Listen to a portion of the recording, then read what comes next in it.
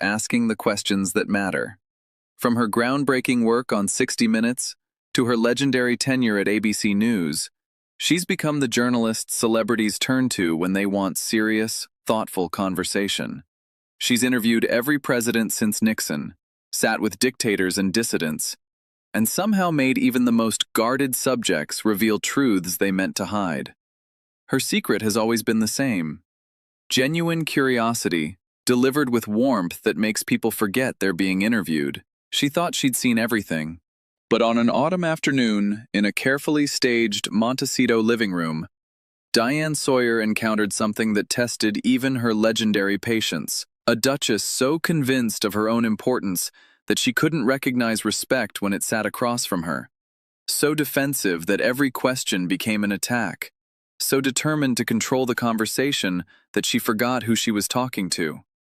Within 25 minutes, Meghan Markle would do something no subject had ever accomplished with Diane Sawyer: make her end an interview early.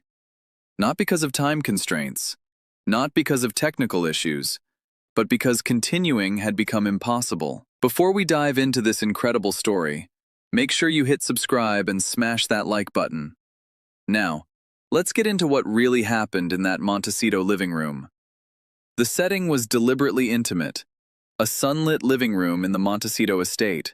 This was meant to feel like a conversation between equals, not a formal interview. Diane Sawyer arrived with her characteristic elegance, understated but unmistakable, the presence of someone who'd earned every ounce of her reputation. She reviewed her notes while the crew made final adjustments, her expression thoughtful. "She specifically requested you," the producer had told her earlier, said she wanted someone who would understand complexity. Diane had smiled. "I understand complexity. I also understand evasion. We'll see which one shows up." Meghan entered the room with an entourage that seemed excessive. Handlers, a publicist, someone adjusting her lighting, another repositioning the flowers for better camera angles. Diane watched this choreography with the patient attention of someone cataloging details for later use. Finally, the handlers retreated, leaving the two women alone except for the cameras. Meghan settled into her chair, crossing her legs with practiced elegance. Her smile was wide but calculated, the expression of someone who'd rehearsed in front of mirrors. "Diane, thank you for doing this. Thank you for having me here. Beautiful home. It's our sanctuary."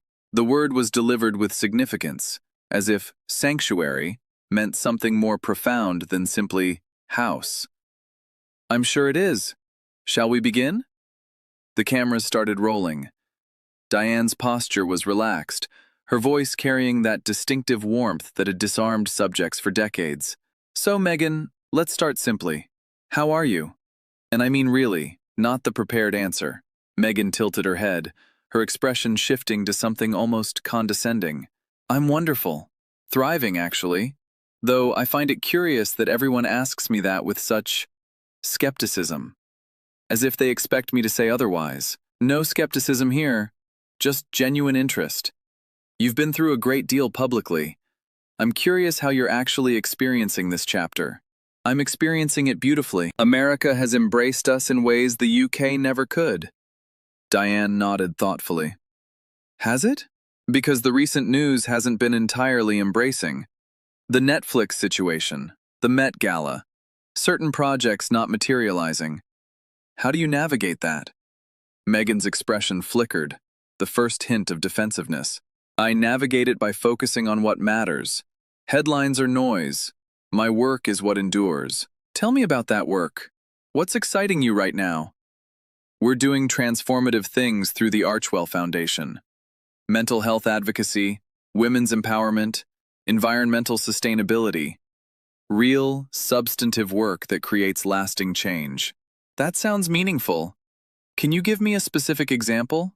Something concrete that you're particularly proud of?" Meghan's jaw tightened almost imperceptibly. Why does everyone always want specifics? The work speaks for itself. If people need a highlight reel to believe in what we're doing, they're missing the point entirely. Diane's smile remained, but her eyes sharpened. "I'm not asking for a highlight reel. I'm giving you an opportunity to share. Our viewers would love to understand what the foundation actually does."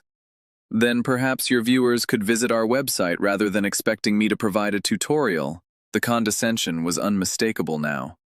Diane paused, letting the moment settle. Meghan, I've interviewed hundreds of people about their philanthropic work. Almost all of them are eager to share specifics, because specifics help people connect with the mission. Your reluctance is unusual. My reluctance is self-protective.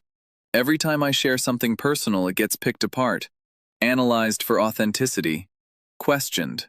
By whom? By media, by critics, by people who've decided I'm the villain regardless of what I do. I'm not here to pick anything apart. I'm here to understand. But understanding requires information. You can't ask people to believe in work you won't describe. The tension in the room was building. Diane remained composed. She always remained composed. But there was a new precision to her questions. Let's talk about something current. The Met Gala happened recently. You weren't there this year. I noticed you've been to major fashion events before. Meghan's composure cracked slightly. A flash of something that might have been hurt before she composed herself. I wasn't invited this year. Oh, I assumed it was a scheduling conflict. Not being invited seems significant. These things fluctuate. Guest lists change year to year. But you're a duchess. You've been on countless magazine covers. You're considered a fashion icon by many. Not being invited to the biggest fashion event of the year seems like more than a fluctuation. Meghan's voice tightened. I don't speculate about Anna Wintour's decisions, but you've speculated extensively about the palace's decisions. Why is Anna Wintour different? Because the palace actively worked against me. Anna Wintour simply made an invitation decision. Those aren't comparable. Aren't they? Both are institutions making choices about your inclusion or exclusion. You've built your narrative around examining institutional decisions. Why is this one off limits? Meghan shifted in her seat, clearly uncomfortable. It's not off limits. It's just not important. You seemed affected when I brought it up. Your expression changed. I'm not affected. You are. And that's understandable. Exclusion hurts, regardless of the source. I'm just curious why you're willing to discuss one form of institutional rejection extensively and not another. Meghan's face flushed. Because one was racism and institutional cruelty. The other is a party invitation. They're not the same thing. Perhaps not. But both suggest that maybe the embrace you expected in America hasn't fully materialized. The Met Gala, the Netflix cancellations, the Spotify situation. There's a pattern of doors that seemed open beginning to close. There's no pattern. There's observable evidence. I'm asking you to help me understand it. Diane shifted topics, her approach gentle but relentless. Speaking of Netflix, several of your projects have been canceled recently. The animated series, some documentary concepts. What happened? Meghan's expression hardened. Projects evolve. That's the entertainment industry. Not every concept makes it to production. But these were announced publicly. There was fanfare. And then they quietly disappeared. That's not evolution. That's cancellation. The terminology doesn't matter. It does, actually. Evolution suggests organic change. Cancellation suggests someone made a decision that the projects weren't working. Which is it? Our focus shifted to other priorities. What priorities specifically? I'm not going to provide a business breakdown of our internal decisions. I'm not asking for a breakdown.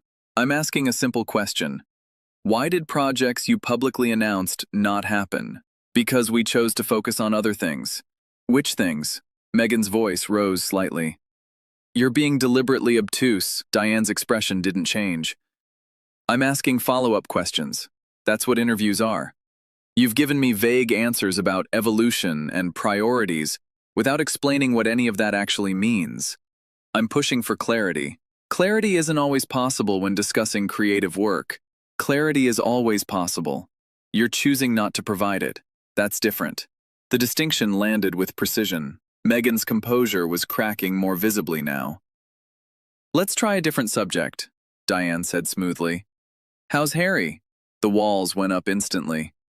Meghan's entire demeanor shifted, closing off, becoming guarded. I'd prefer not to discuss my husband. Diane's eyebrows rose gently. You'd prefer not to discuss him at all? This interview is about me, my work, my perspective. But Harry is central to everything you've built together. The foundation is joint. The Netflix deal is joint. Your entire public narrative is joint.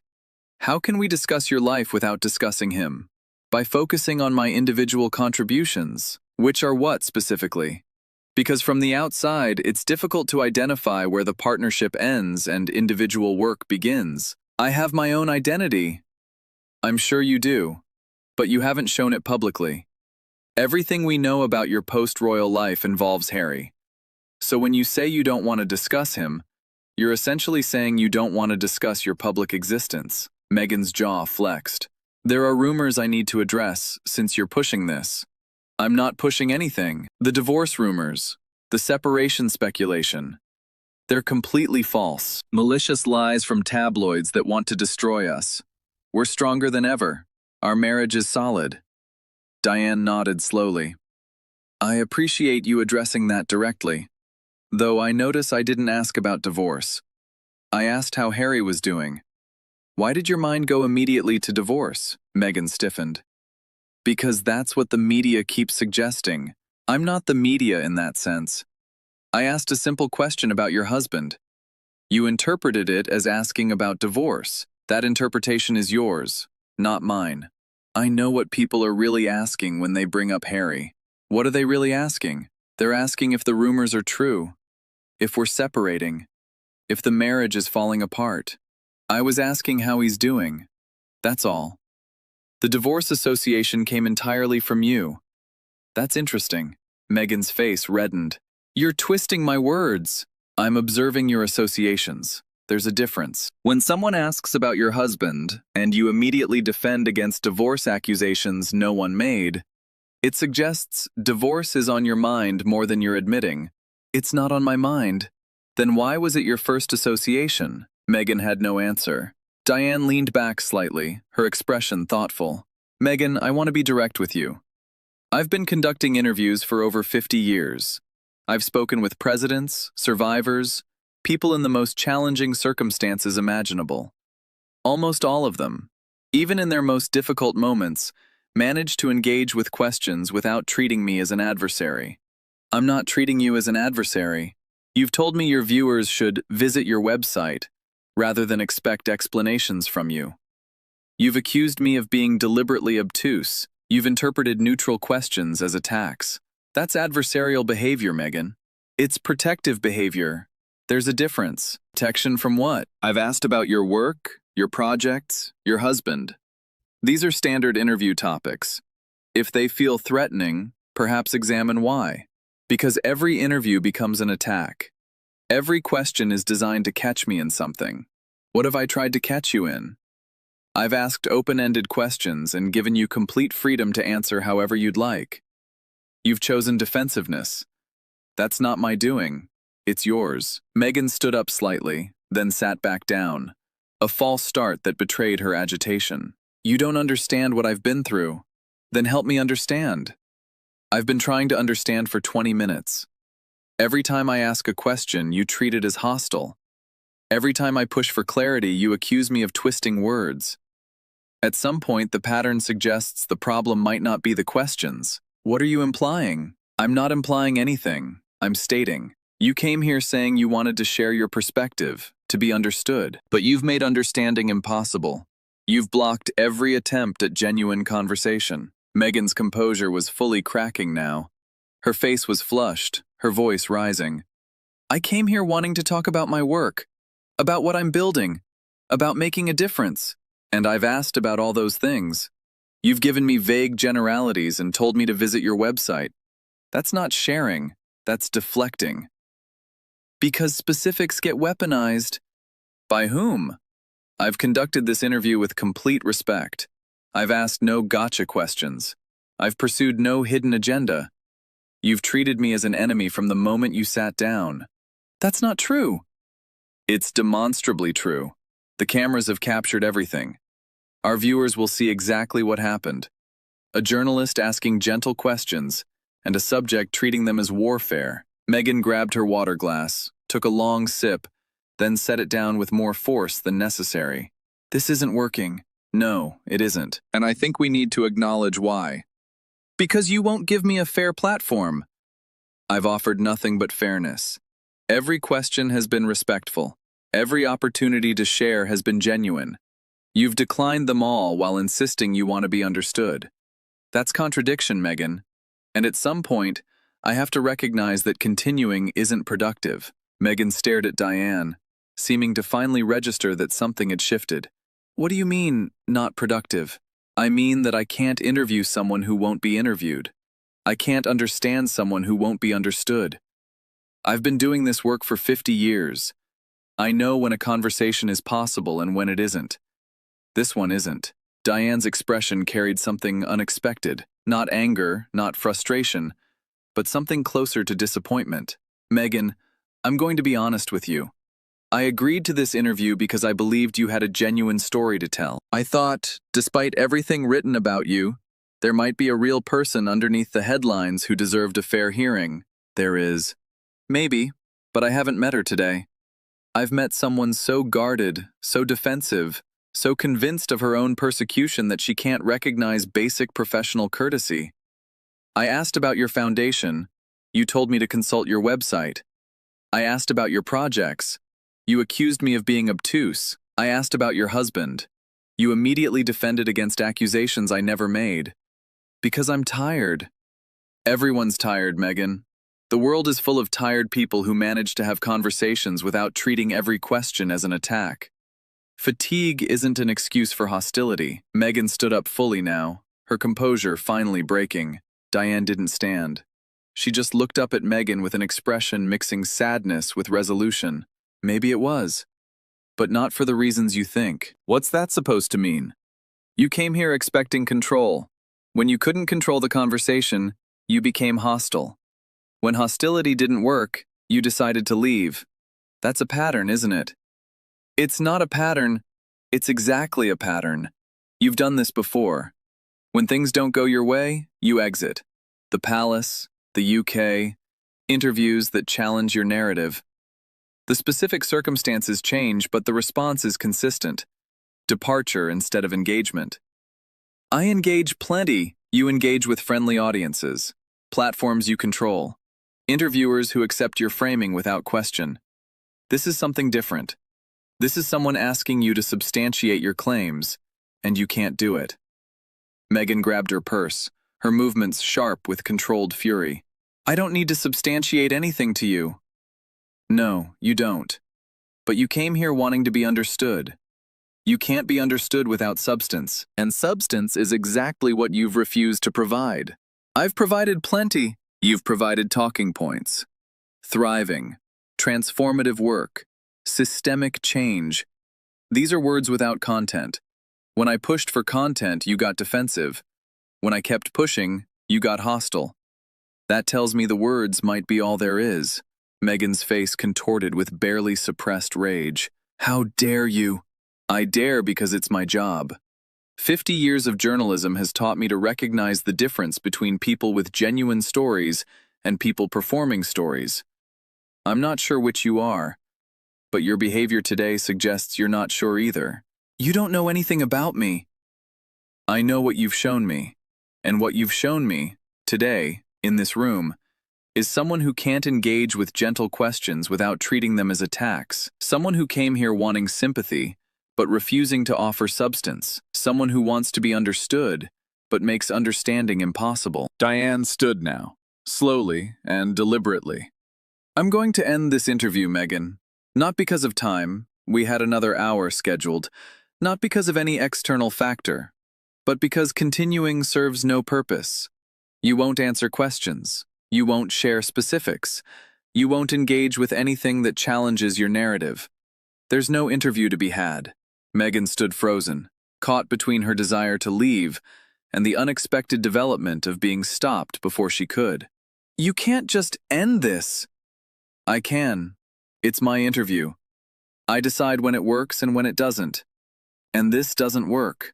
What about your viewers? They're expecting a conversation. What they'll see is one person trying to have a conversation and another refusing. That's the story, not the one you planned. but the real one. This will make you look. It will make me look like a journalist who recognized when an interview became impossible and had the integrity to stop. That's not a bad look. Meghan's voice dropped to something cold. You'll regret this. Diane smiled slightly, not mockingly, but with something like weary recognition. People have been threatening my regret for 50 years. Presidents, corporate executives, world leaders. None of them were right. I doubt you will be either. I'm not threatening. Yes, you are. It's what you do when you can't control something. You threaten consequences.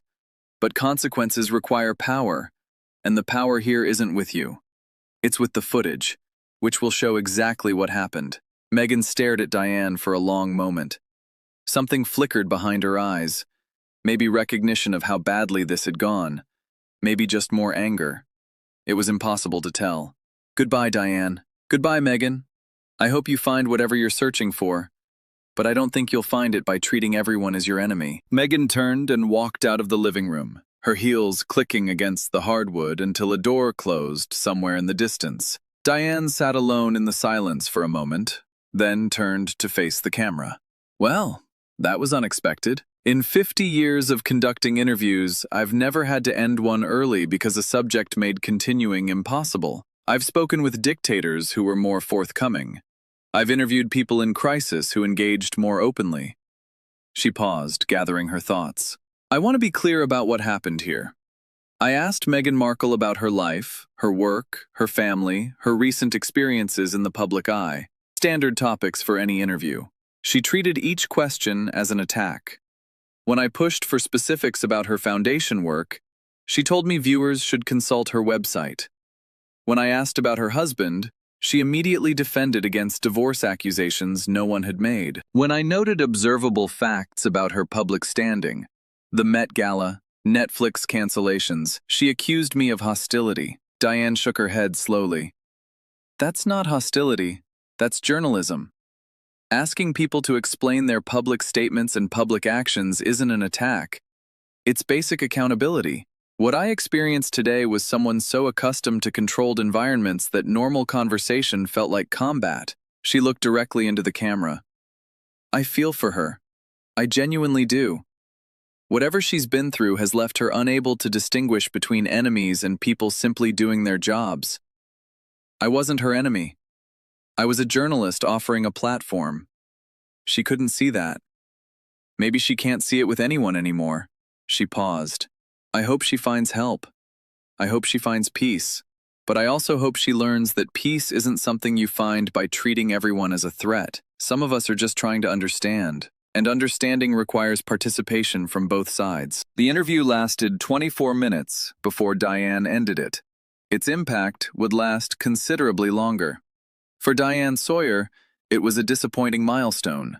The first interview in her legendary career that couldn't be completed because a subject made it impossible. For Meghan Markle, it was something else. Proof that her defensive approach wasn't working. Evidence that even the most sympathetic, professional journalists couldn't reach her through the walls she'd built. The footage showed exactly what had happened. A journalist extending every possible opportunity, and a duchess treating each one as a weapon. Some conversations illuminate, others expose. And some subjects are so convinced they're under attack that they can't recognize an open hand when it reaches toward them. Diane had reached, Meghan had retreated, and the cameras had captured it all. What do you think? Was Diane right to end the interview? Or should she have continued trying? Who would you want to see Diane interview next? Drop your thoughts in the comments below. If you enjoyed this story, don't forget to like this video to help it reach more people. Subscribe to our channel for more explosive celebrity moments.